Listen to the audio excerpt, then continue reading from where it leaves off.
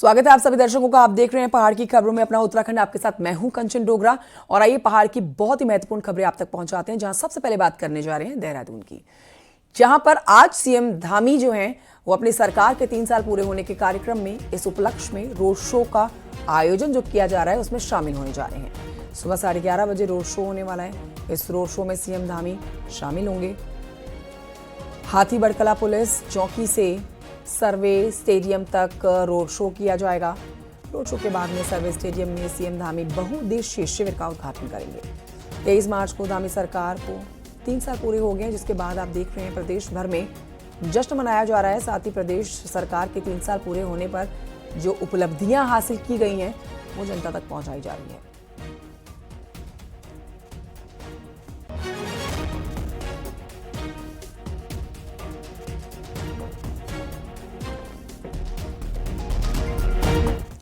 उत्तराखंड में करप्शन पर ताबड़तोड़ एक्शन हो रहा है। धामी सरकार की सख्ती लगातार जारी है।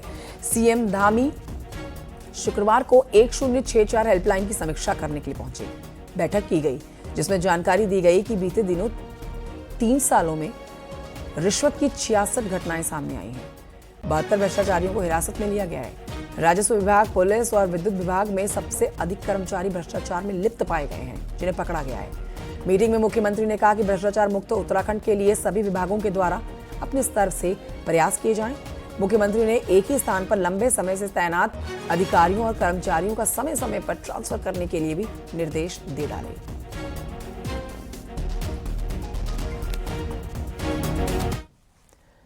उत्तराखंड में जल संरक्षण और जल स्रोत संरक्षण को लेकर कल धामी सरकार ने एक बड़ा कदम उठाया। धामी सरकार ने देहरादून में जल संरक्षण अभियान के तहत भागीरथी ऐप को सीएम पुष्कर सिंह धामी ने लोकार्पण इसका किया है और इस ऐप के जरिए किसी भी जल स्रोत पर संकट आने का मामला उठाया जा सकेगा, उस पर तुरंत कार्रवाई की जा सकेगी। इस मौके पर सीएम धामी ने कहा है कि जल संरक्षण की थीम इस बार धारा मेरा, नौला मेरा, गांव मेरा, प्रयास मेरा पर रखी गई है। यह अभियान सभी लोगों का होना चाहिए, सिर्फ कुछ लोगों का नहीं होना चाहिए। प्रधानमंत्री जी की अपेक्षा के अनुरूप राज्य के जल स्रोतों के संरक्षण के अभियान में प्रदेश की जो सम्मानित जनता है उसकी भागीदारी सुनिश्चित करने से इस वर्ष के जिसके बारे में अभी गणेश जोशी जी ने कहा कि बहुत अच्छा थीम रखा गया है जल संरक्षण का, धारा मेरा, नौला मेरा, गांव मेरा और प्रयास मेरा, ये रखा गया है। और सच में ये हम कुछ लोगों का ही ये अभियान न रहे, ये थीम कुछ हम लोगों की न रहे, केवल सरकार की नहीं रहे, केवल सारा का ही न रहे, सारे के साथ सारे का सारा हो जाए। राष्ट्रीय स्वयंसेवक संघ की अखिल भारतीय प्रतिनिधि सभा की बैठक पिछले दिनों बेंगलुरु में हुई, जिसमें उत्तराखंड को लेकर कई अहम फैसले हुए, जिनका असर आने वाले दिनों में उत्तराखंड संघ और बीजेपी सरकार के कामकाज पर दिखेगा। रिपोर्ट देखिए।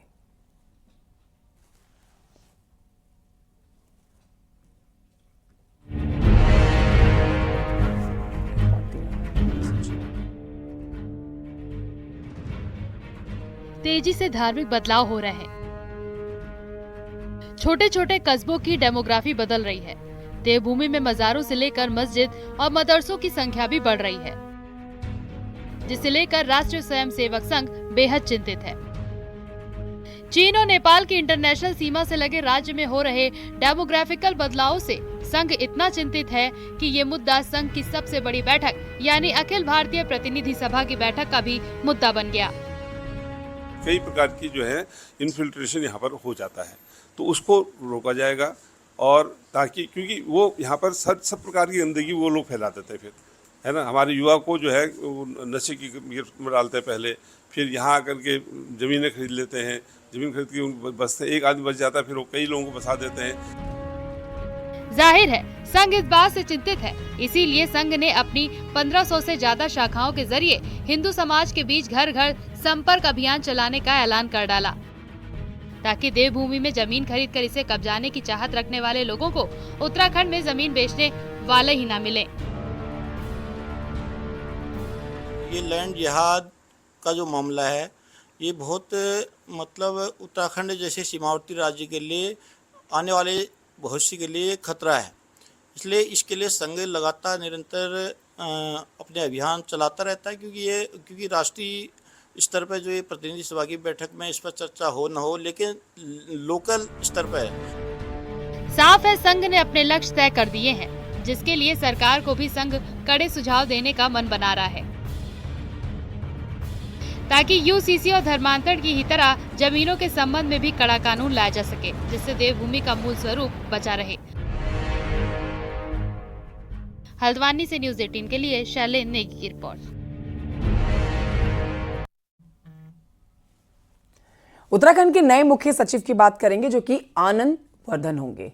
1 अप्रैल से आनंद वर्धन कार्यभार संभालेंगे। आनंद वर्धन 1992 बैच के IAS ऑफिसर हैं और मुख्य सचिव राधा रतूड़ी की जगह वो लेंगे।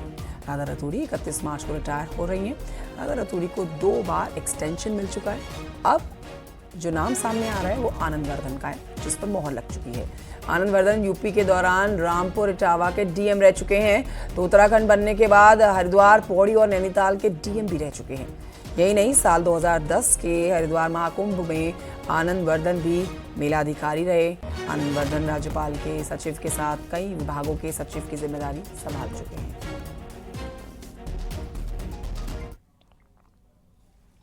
उत्तराखंड में अवैध मदरसे और जिहाद जैसे शब्दों को लेकर छिड़ी सियासी जंग के बीच में मुख्यमंत्री धामी ने साफ किया है कि मदरसे जो भी अवैध होंगे उनके खिलाफ सख्त एक्शन जारी रहेगा। यानी 160 मदरसे सील होने के बाद अब बचे हुए बाकी के 380 अवैध मदरसों का नंबर जल्द आने वाला है।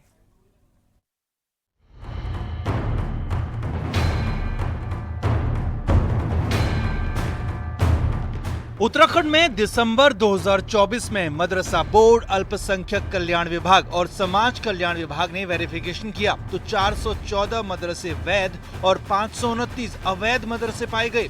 अब सवाल ये भी उठ रहा है कि मदरसों को आखिर अवैध किस आधार पर कहा गया। तो सर्वे में शामिल मदरसा शिक्षा बोर्ड का कहना है कि वो मदरसे जिनका ना तो मदरसा बोर्ड में रजिस्ट्रेशन था और ना ही उत्तराखंड शिक्षा बोर्ड में, वो सभी अवैध रूप से माने जाएंगे। यहाँ तक कि ऐसे मदरसे भी हैं जो कि किराए के सिर्फ 2 कमरों में चल रहे हैं। तो ऐसे में अब एक्शन के डर से 50 से ज्यादा मदरसों ने रजिस्ट्रेशन करा लिया है, तो 160 मदरसे सील हो चुके हैं और बाकी बचे 380 पर एक्शन होना बाकी है। जो कहीं से भी एफिलेटेड नहीं है, यानी उन रजिस्टर्ड नहीं है, वो अवैध हैं। और अवैध मदरसे हों या अन्य चीज़ें हों, वो तो अवैध ही कहलाएंगी। और इसलिए अवैध कहलाएंगी कि क्योंकि उनकी गतिविधियों के बारे में कुछ पता नहीं है कि वो बच्चों को क्या पढ़ा रहे हैं, उन्हें वो गुणवत्तापूर्ण एजुकेशन दे रहा है या नहीं दे रहा है। मुख्यमंत्री पुष्कर सिंह धामी ने साफ ऐलान कर दिया है कि आने वाले वक्त में न सिर्फ अवैध मदरसों पर तेजी से एक्शन होगा, बल्कि बड़े स्तर पर वेरिफिकेशन ड्राइव भी चलाई जाएगी। सीएम धामी का सख्त लहजे में कहना है कि जिसे भी उत्तराखंड में रहना है, नियम कानूनों का पालन करना ही होगा और कानून के साथ जीना सबकी आदत में आना चाहिए। और देवभूमि में अब जो भी रहेगा, बाहर से आएगा, असंदिग्ध अवस्था में आएगा, पहचान छिपा के आएगा, उसके खिलाफ हमने कार्रवाई प्रारंभ की है। 160 के करीब ऐसे मामलों में अभी कार्रवाई हुई है, अवैध जो रूप से चल रहे थे। और निकट भविष्य में हम और सघन वेरिफिकेशन ड्राइव चलाने वाले हैं, जिससे कि कहीं पर भी कोई भी अपराधी किस्म का, कोई भी यहाँ पर वांछित अपराधी या असंदिग्ध होने वाला किसी भी कीमत पर हमारे राज्य के अंदर प्रवेश न कर पाए। मुख्यमंत्री जी की बहुत सीधी और स्पष्ट सोच है कि देवभूमि के स्वरूप को, देवभूमि के स्वभाव को, देवभूमि की प्रकृति को हम बदलने नहीं देंगे। देवभूमि में जो डेमोग्राफिक चेंजेस जबरदस्ती जबरिया करने की जो कोशिश कर रहे हैं, उनके मंसूबों को हम धरातल पर उतरने नहीं देंगे। अब सिर्फ अवैध मदरसे ही नहीं, बल्कि अतिक्रमण, बिना वेरिफिकेशन के रेहड़ी ठेली चलाने वालों पर भी सख्त एक्शन देखने को मिल सकता है। और माना जा रहा है कि सरकार ईद के बाद इसको लेकर बड़ी ड्राइव चला सकती है। देहरादून से न्यूज़ 18 के लिए सुनील नौप्रभात की रिपोर्ट।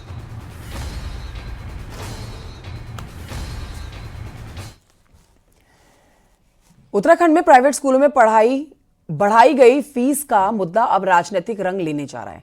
आलम तो यह है कि कांग्रेस सरकार के वक्त से उठ रही फीस एक्ट की मांग फिर से जोर पकड़ने लगी है। पेरेंट्स के साथ अब बीजेपी के नेता भी फीस एक्ट का खुला समर्थन कर रहे हैं। प्राइवेट स्कूल की फीस को लेकर कोर्ट के साफ निर्देश हैं कि स्कूल 8 से 10% की ही फीस बढ़ोतरी कर सकते हैं, लेकिन देहरादून में हालत ये है कि आए दिन स्कूलों की फीस को लेकर सड़कों पर प्रदर्शन हो रहे हैं। कुछ स्कूलों में फीस 25 से 40% तक बढ़ाने के चलते डीएम देहरादून ने अब कमेटी बनाकर जांच शुरू कर दी है, जबकि पेरेंट्स और बीजेपी नेता अब फीस एक्ट को लाने को लेकर मुख्यमंत्री से भी बातचीत करने वाले हैं। इसलिए अपने मनमाने तरीके से अभिभावकों पर इस प्रकार का बोझ डालना और बिना किसी सूचना के 40% तक एन मेरी स्कूल के मैनेजमेंट ने फीस बढ़ाई है, जो अन्याय है अभिभावकों के साथ, बच्चों के साथ, उनके घर के खर्च भी चलने हैं। माननीय मुख्यमंत्री जी ने कई बार कहा है कि पब्लिक स्कूलों पर नियंत्रण करने के लिए कोई कानून उत्तराखंड सरकार लाएगी, तो फीस एक्ट यहाँ की जरूरत बन गया है और हमारी भारतीय जनता पार्टी की सरकार की प्राथमिकता में फीस एक्ट है। इसके लिए एक उच्च स्तरीय इंक्वायरी कमेटी गठित की जा रही है, जो इन्हीं सभी एस्पेक्ट्स पे विस्तृत जांच करेगी और वॉयलेटर्स के अगेंस्ट एक्ट अपॉन करेगी। कांग्रेस भी इस मुद्दे को हल्के में नहीं ले रही और सड़कों पर प्रोटेस्ट की तैयारी कर रही है, जबकि फीस बढ़ाने के पीछे स्कूल एसोसिएशन की दलील है कि टीचर को सैलरी और फैसिलिटी भी बढ़ा रहे हैं। पूरे प्रदेश के अंदर इस समय जो पब्लिक स्कूल हैं उन पर कोई नियंत्रण नहीं है। सरकार को चाहिए कि कोई ना कोई मैकेनिज्म ऐसा डेवलप करे जिससे राज्य में जितने पब्लिक स्कूल हैं उनकी फीस की वृद्धि पर नियंत्रण हो। लेकिन पब्लिक स्कूल्स जिस प्रकार से फीस में लगातार वृद्धि कर रहे हैं, ये आम आदमी की जेब पर डायरेक्ट हमला। कि स्कूल 8 से 10% तक अगर फीस बढ़ोतरी करते हैं वो जायज़ है, क्योंकि हमें हर साल स्टाफ का भी ध्यान रखना होता है, स्टाफ को भी इंक्रीमेंट देना होता है और खर्चे हर साल बढ़ते ही रहते हैं। हर साल स्कूल फीस का मुद्दा गरमाता है, लेकिन उसके बावजूद कोई ऐसा मैकेनिज्म नहीं बन पाया है जिससे इस पर लगाम लग सके। यही वजह है कि एक बार फिर से फीस एक्ट का मुद्दा जोर पकड़ने लगा है। न्यूज़ 18 के लिए देहरादून से भारती सकलानी की रिपोर्ट।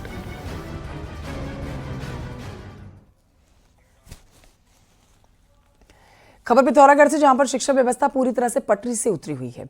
आलम यह है कि यहां के 95% स्कूल बिना प्रिंसिपल के चल रहे हैं। शिक्षकों की भारी कमी है यहां पर। ऐसे में छात्रों का भविष्य राम भरोसे नजर आ रहा है। रिपोर्ट देखिए। बॉर्डर जिले पिथौरागढ़ में ज्यादातर सरकारी स्कूल राम भरोसे चल रहे हैं। यहाँ स्कूलों में न तो प्रधानाचार्य हैं और न ही टीचर। हालात कुछ यूं हैं कि 128 इंटर कॉलेज में से सिर्फ 6 में ही प्रिंसिपल मौजूद हैं। कुछ ऐसा ही हाल हाई स्कूल का भी है। हाई स्कूल में प्रिंसिपल के 86 पद हैं, लेकिन तैनाती है सिर्फ 2 प्रिंसिपल की। प्रिंसिपल की कमी के चलते 206 इंटर और हाई स्कूल प्रभारियों के सहारे चल रहे हैं। नियमित प्रिंसिपल नहीं होने से स्कूलों के प्रशासनिक काम खासे प्रभावित हो रहे हैं। हमारे प्रधानाचार्य के 128 पद स्वीकृत हैं, जिसके सापेक्ष 6 पद में कार्यरत है प्रधानाचार्य। इसी प्रकार हाई स्कूलों में 86 प्रधानाध्यापक के पद स्वीकृत हैं, जिसके सापेक्ष 2 हमारे प्रधानाध्यापक कार्यरत हैं। प्रिंसिपल की तरह ही यहाँ टीचर्स का भी टोटा बना हुआ है। हालात ये हैं कि 1169 प्रवक्ताओं की जगह सिर्फ 432 ही नियमित तौर पर तैनात हैं, जबकि एलटी में 1632 शिक्षकों के मुकाबले सिर्फ 1141 ही स्कूलों में पढ़ा रहे हैं। प्रवक्ताओं और एलटी शिक्षकों की कमी को दूर करने के लिए कुछ स्कूलों में गेस्ट टीचर का सहारा लिया जा रहा है। बावजूद इसके हालात पटरी पर नहीं आए हैं।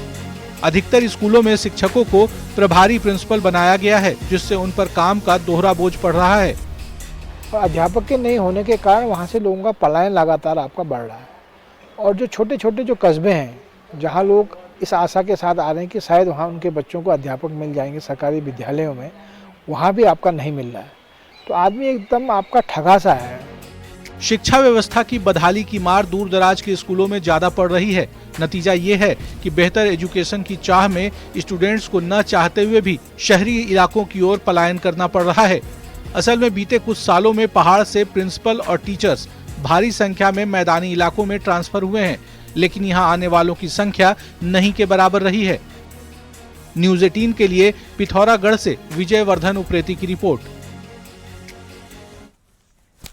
बद्रीनाथ केदारनाथ मंदिर कैंपस में इस बार रील और वीडियो बनाना भारी पड़ेगा। केदारनाथ में 30 मीटर के दायरे में कंप्लीट बैन की बात की जा रही है, तो बद्रीनाथ में भी यही डिमांड की जा रही है। लेकिन रोजाना हजारों की भीड़ में मोबाइल कंट्रोल और मैनेज कैसे किए जाएंगे, ये बड़ा प्रश्न है।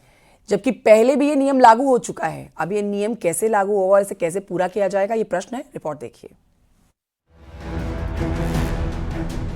केदारनाथ मंदिर में रील बनाकर झूमने गाने वालों, केदारनाथ धाम के बहाने अपने प्रमोशनल वीडियो बनाने वालों और दर्शन से पहले और बाद में सोशल मीडिया पर मंदिर दिखाने वालों पर अब बैन लगेगा। बद्रीनाथ केदारनाथ मंदिर समिति इस बार केदारनाथ मंदिर के 30 मीटर के दायरे में मोबाइल कैमरा की इजाजत नहीं देगी, ताकि मंदिर परिसर में अव्यवस्था ना फैले। मंदिर समिति के मुताबिक तीर्थ पुरोहित भी इस फैसले के साथ हैं और 5 अप्रैल को गढ़वाल कमिश्नर की मीटिंग में इस पॉइंट पर बात होगी। सबका यही सजेशन था कि साहब ये 30 मीटर के दायरे में रखा जाए, क्योंकि लोग अराजकता टाइप का माहौल बन जाता है। तो उसको दृष्टिगत रखते हुए हमने डिसाइड किया बीकेटीसी ने और वहाँ के तीर्थ पुरोहित ने कि हम 30 मीटर तक किसी भी तरह की जो वीडियो रिकॉर्डिंग और रील बनाने से हम प्रतिबंध रखेंगे। और आगामी 5 तारीख को हमारे माननीय कमिश्नर साहब के अध्यक्षता में बैठक है, उसमें भी हम इस बिंदु को रखेंगे। और मुझे लगता है कि ये ऐसा पॉइंट होगा कि इससे जो है यात्रा हमारी सरल और सुगम हो जाएगी और जो बाकी दर्शक हैं वो अच्छी तरीके से श्रद्धालु हैं दर्शन कर पाएंगे बाबा केदार के। सरकार की तरफ से पिछले साल भी ये फैसला लागू किया गया था, तो बद्रीनाथ में कुछ मामलों में जुर्माना तक लगा। ऐसे में इस बार भी बद्रीनाथ में ये नियम लागू करने की डिमांड हो रही है। एक्सपर्ट मानते हैं कि मोबाइल बैन करने के बजाय दोनों धामों में जैमर लगाकर सिग्नल जाम करने चाहिए। वहीं 6 साल तक मंदिर समिति के अध्यक्ष रहे गणेश गोदियाल के मुताबिक नियम पहले से हैं, लेकिन अव्यवस्था बीजेपी राज में फैली है, जहां हर कोई नियम ताक पर रखता है। बहुत ही सुंदर मांग है और बहुत अच्छी पहल है। मैं कहता हूं कि उत्तराखंड के जितने भी प्रसिद्ध मंदिर हैं या कोई भी मंदिर हैं, इस प्रकार से जो फिल्मी गानों पर तड़क भड़क अश्लीलता के साथ जो रील्स वगैरह बनाई जा रही है, जो सिर्फ सोशल मीडिया अकाउंट को लेकर के बनाई जाती हैं, आप अन्यत्र कहीं भी बनाइए, लेकिन मंदिरों में इस प्रकार की कृत्य न कीजिए। नियम बनाने से क्या होगा? नियम तो पहले भी थे। नियम तो ये भी था कि गर्भगृह में फोटोग्राफी नहीं होगी, लेकिन जब बड़े लोग वहां आए और बड़े लोगों ने अंदर फोटोग्राफी शुरू कर दी, तो बाकी लोगों ने उसका अनुसरण किया। तो इसलिए ये बात नहीं है कि नियम बना दिया, नियम बनाया पर उसका पालन भी तो होना चाहिए। जब से भारतीय जनता पार्टी के लोग वहां काबिज हुए हैं, लगातार नियमों की धज्जियां उड़ाते आ रहे हैं और इसी के तहत ये नियम भी कब तक चलेगा, ये ऊपर वाले को ही पता है, परमेश्वर को ही पता है। बद्रीनाथ केदारनाथ में हर साल श्रद्धालुओं की संख्या बढ़ती जा रही है, तो सोशल मीडिया में रील वीडियो शेयरिंग के साथ लाइव का ट्रेंड भी बढ़ा है। तो ऐसे में अब मंदिर समिति पुलिस प्रशासन के सामने चैलेंज यही है कि 6 महीने की यात्रा वाले इन 2 धामों में कैसे मोबाइल और कैमरे को कंट्रोल किया जाए, ताकि आसानी से दर्शन भी हो सकें और मोबाइल जमा करने के नाम पर विवाद की नौबत भी न आए। जोशीमठ से नितिन सेमवाल के साथ दीपांकर भट्ट, न्यूज़ 18 देहरादून।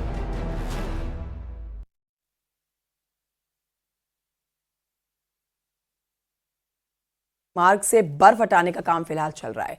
एक बार आपको बता देते हैं, यहाँ पर फिर से वैकल्पिक मार्ग यहाँ पर तैयार किया जा रहा है।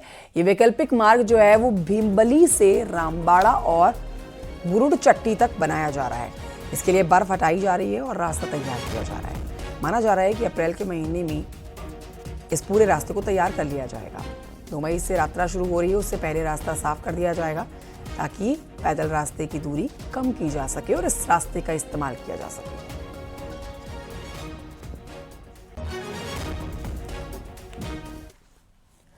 केदारनाथ में 2013 की आपदा में ध्वस्त हुए पैदल रास्ते को 80% तक फिर से बना लिया गया है। इस रास्ते से केदारनाथ की दूरी 21 किलोमीटर से सिमटकर महज 14 किलोमीटर रह जाएगी, जिस पर काम चल रहा है। तस्वीरें भी आपको दिखा रहे हैं। फिलहाल एक रिपोर्ट देखिए।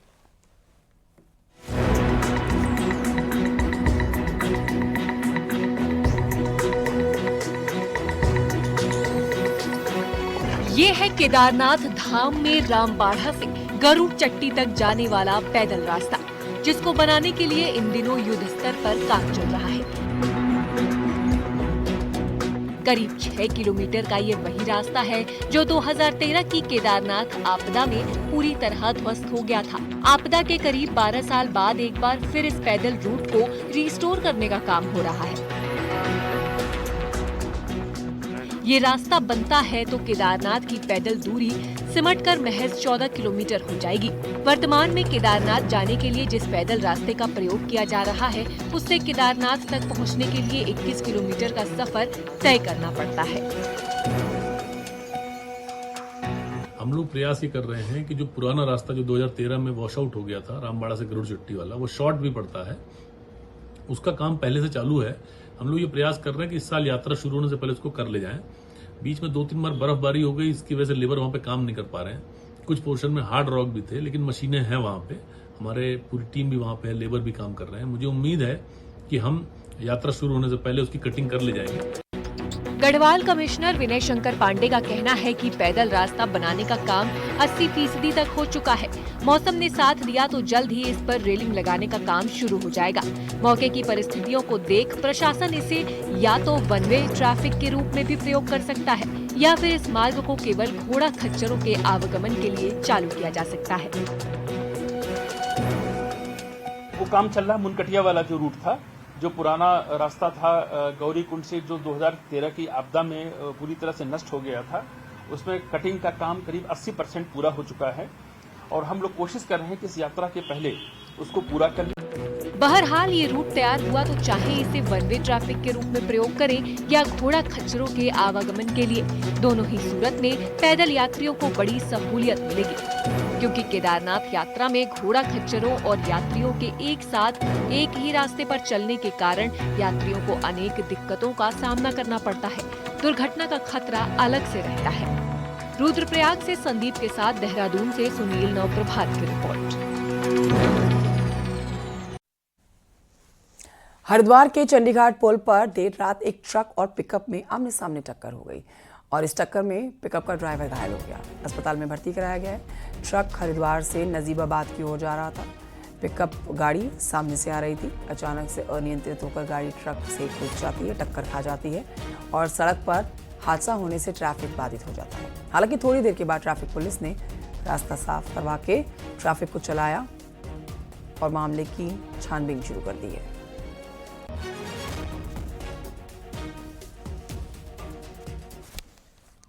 हरिद्वार हाईवे पर चीनी मांझे की चपेट में आए बिजनौर के नरेश को ऋषिकेश एम्स ने सफल ऑपरेशन करके कटी गर्दन जोड़कर एक नया जीवन दिया है।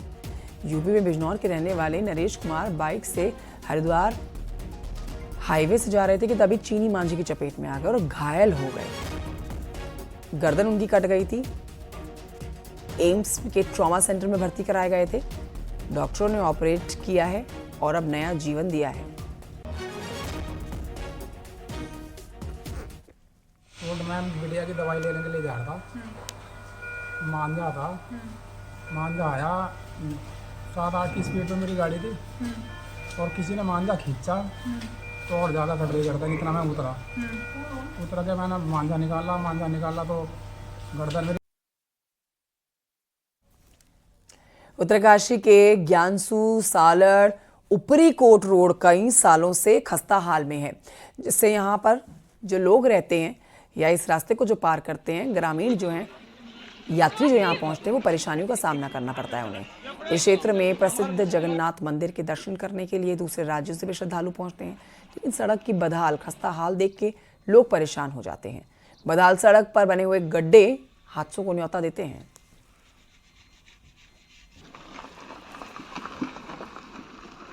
खराब है और यहाँ गाड़ी का बहुत नुकसान हो रहा है और जितने श्रद्धालु लोग हैं सारे धूल खा के आ रहे हैं और यहाँ पे कोई व्यवस्था नहीं है प्रशासन की।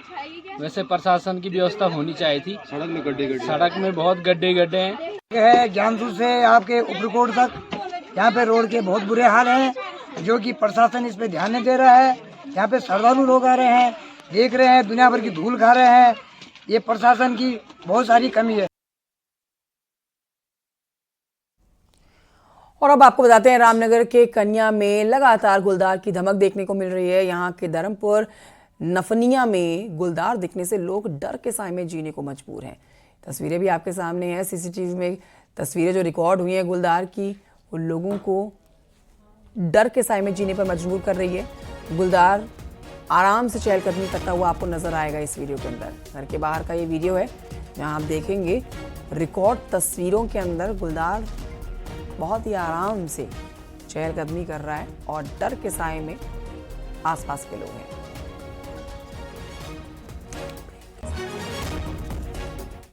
और आपको दिखाते हैं पार्ट टॉप 10। चमोली से नंदप्रयाग तक रोड पर 14 अप्रैल तक दिन में छोटे वाहनों की आवाजाही पर रोक लग गई है। चारधाम यात्रा के चलते इस समय रोड को ठीक किया जा रहा है। हरिद्वार में हर की पैड़ी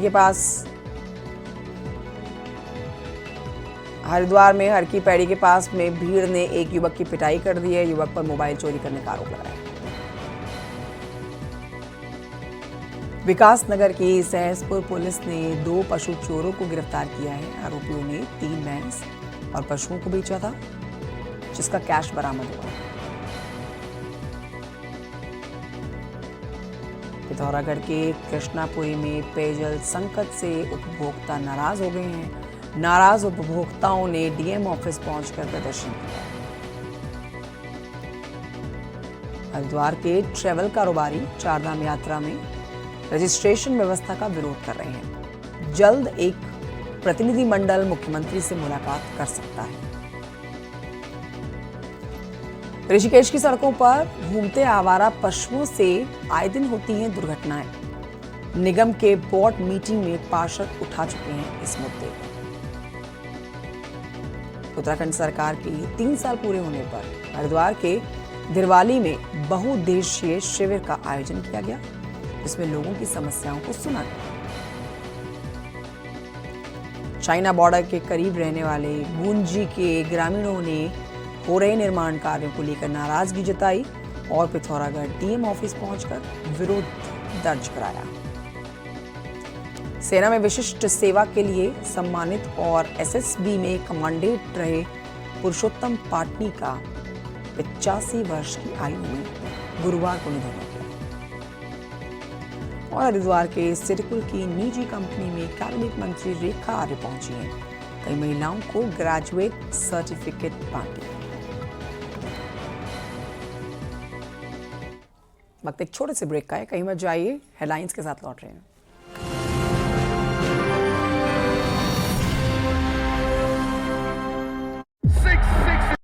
आप देख रहे हैं न्यूज़ 18 उत्तर प्रदेश उत्तराखंड।